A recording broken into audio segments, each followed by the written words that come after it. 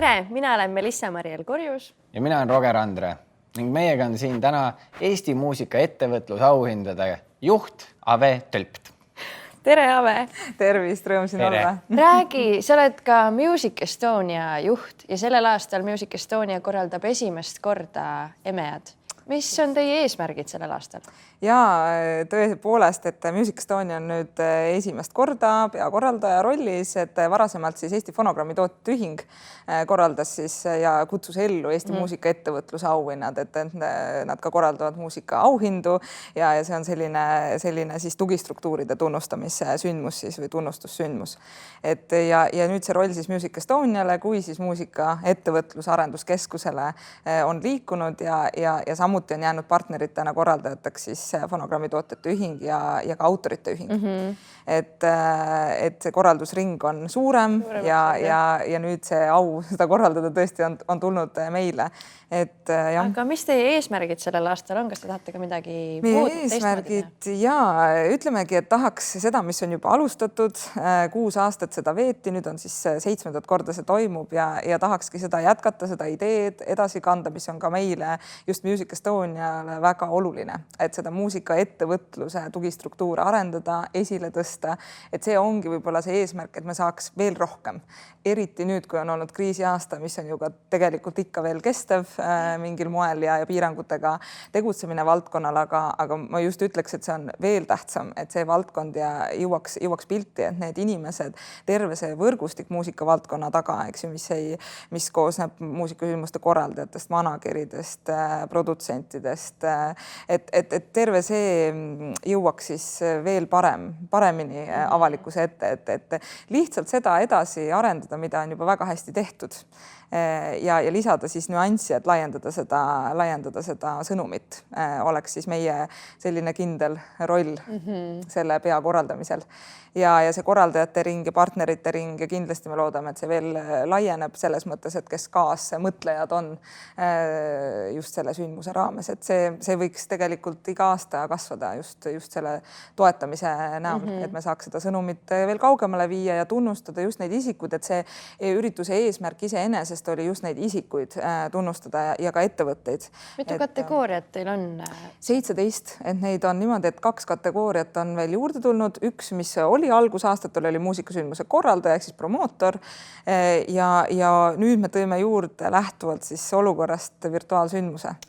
Et meil on ja just, et tiime tunnustada, et need tiimid, kes panid siis kokku sellised, et tänaseks me nominente teame, et Erso TV on seal, Philly Joe's TV ja Intsikurmu telefestival oli ka nominatsioonis, et tegelikult valdkond leidis neid nutikaid ja innovatiivseid lahendusi ja sellepärast ma ka mõtlen, et see aasta on eriti oluline nii seda taustatööd, mida on saadud teha, pluss siis need uued asjad. Ma arvan, et väga pädev on ka nüüd käimasoleva aasta kohta järgmisel aastal anda välja virtuaalsündmusi ilmselt ja et kas siis sarjade korraldamine või siis hübriidfestival, eks ju, et mida ka ju teised festivalid tegid eelmine aasta, et 17 on need siis kokku. Silmapaistev panus muusikavaldkond on kõige laiem, et see on siis nii valdkonda kui ettevõtlusesse, kes on siis aastate läbi panustanud, et esile tõsta seda panust ja aasta albumikujundus ka valitakse eraldi žürii poolt, ja teised kategooriad siis läksid avalikult esitamisele, et kõik muusikatööstus inimesed. Kui palju kokku esitati teile kandidaat? 250 ligi. Kuidas see valimine käib? Siis see moodustub esimene žürii, kõigepealt, kes koosneb ka siis nii organisatsioonide esindajatest, nii muusikatööstuse pädevatest inimestest, spetsialistidest, väga erinevatest, nii et võimalikult mitmekesine laia haardega siis žürii, meil oli siis 70, ligi 73 tegelikult täpsemalt oli siis esimese žürii vooru siis hääletajaid, et siis nemad annavad need punktid valides siis kõikide kandidaatide seast 3 siis kandidaati, kellele nad siis punktid annavad ja siis sellest pingereast moodustuvad siis nominendid ja nominente siis omakorda valib siis teine žürii, kes on siis need samad inimesed pluss mõni uus ekspert aga kokku siis 20 inimest maksimaalselt, kes siis valivad võitjad.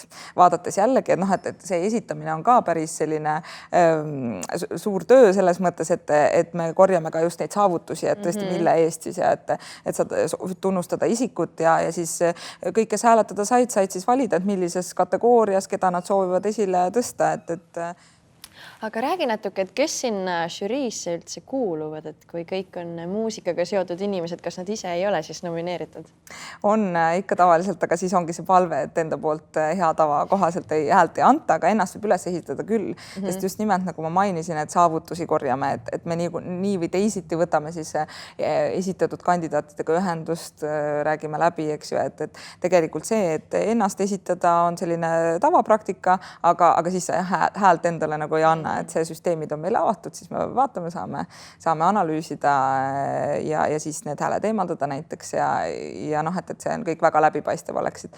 Aga esitada saavad nad jah, et ega see muusikaettevõtluse või muusikatööstus, ta on küll suur, aga neid tegijaid on ikka, et umbes tead ikkagi seda ringi, kes seal on, aga samas jällegi uusi tegijaid tuleb juurde, just nimelt noori tegijaid tunnustada, nende saavutused kerkivad ka esile, et selle üle ongi ja see selline kasv ja uued tegijad peale ja see on hästi-hästi oluline meie jaoks samamoodi, et nii väga jah, et kes siis kõige paremini on siis nende žürii ja žürii on tõesti mitmekesine, et seal on korraldajaid, seal on plaadifirmade esindajaid, seal on managere, agentuure, et seal on jah, väga laialdaselt siis erinevaid ja erinevates žanrites tegutsejaid ka, et jah, selles mõttes on tore. Aga kuidas sa kirjeldaksid lihtsale inimesele, et enamik inimesi teavad Eesti muusikaauhindu, aga kuidas sa kirjeldaksid, mis asi on Eesti muusikaettevõtlusauhinnad? Kõik see, mis jääb sinna muusikavaldkonna toimimise siis tagaplaanile või ütleme kõik need tugistruktuurid, et terve see ettevõtlusvaldkond siis näiteks paari ma nimetasin, managerid, plaadifirmad, muusikaprodutsendid, mastermix ja salvestajad, helitehnikud, valguskunstnikud, korraldajad siis ja keda siis just esitati ka paljusid tiimina, et seal ka just isikut, aga see on nii tore näha, et kuidas siis esitatakse terve tiim, näiteks Jatskar on terve tiimiga esil muusikasündmuse korraldajana, et kõik, mis jääb siis nende telgitaguste taha, on siis see auhind. Kus te sellel aastal galat korraldate? Proto avastustehases, Noblessneris, Nobeli saalis ja väga-väga hea meel, et Proto on tulnud ka meiega kampa toetama seda ja kaas nii-öelda siis korraldama selle pinna läbi, et see seal toimub. Ja mitmendal see toimub? See on 11. juunil. Ja kell siis on 7, millal see avalik sündmus algab ja me oleme programmi ka üles ehitanud nõndaviisi see aasta, et on noorte siis kas muusikafestivalide või konkursside siis inimesed esinevad, siis noored muusikud esinevad siis ka astuvad galal üles. Ja kas sinna saab siis nüüd pileteid osta ka juba? See info on veel tulemas, et loomulikult lähtume siis piiratud tingimustes hetkel korraldamisest, et 50%-ga peame me selle gala korraldama seekord, aga ehk saame me ka väiksema koguse pileteid müüki panna. Kindlasti on tegelikult see gala mõeldud ka piletiga osalemiseks kõikidel muusikatööstuse ja muusikahuvilistele, et selles mõttes ta on ikkagi suur sündmus. See aasta siis veel vaatame, et seda infot siis veel jagame. Aga kas kuidagi saab pärast seda äkki näha või tuleb sellest mingisugune video ülekanne? Oleme mõelnud tegelikult tulevikus, nüüd esimest aastat siis me saamegi selle korralduspildi väga hästi kätte, aga me oleme mõelnud, et see kindlasti vääriks kas järelsaadet veel, ütleme, et siin näiteks praegu Piletileviga ka, et need tutvustused on üliolulised, aga just täpselt, et kas veel järelsaate formaat, kas mingi ülekande formaat Piletiga, et mis nõuab tegelikult teist natuke ülesehitust ja produktsiooni sinna juurde, et siis need võimalusi on palju, aga et siis vaatame ja kombime seda korralduslikke võimalusi veel, ja see aasta ta on siis taaskord gala õhtusöögina, et on gala õhtusöök ja samal ajal siis võitjate välja kuulutamine, et inimesed saavad seal ühe väga mõnusa õhtu siis koos veeta. Suur aitäh sulle, Ave, kõige selle info eest ja korraldamise eest. Ja aitäh. Meie hoiame siis silma peal ja äkki saame mõnda after movie'd pärast vaadata, kui meid ennast ei lasta sinna üritusse. Kindlasti, Ootame aga kutset. olete väga oodatud ja kindlasti Väga aitäh super. teile Aitäh. seda tegemast.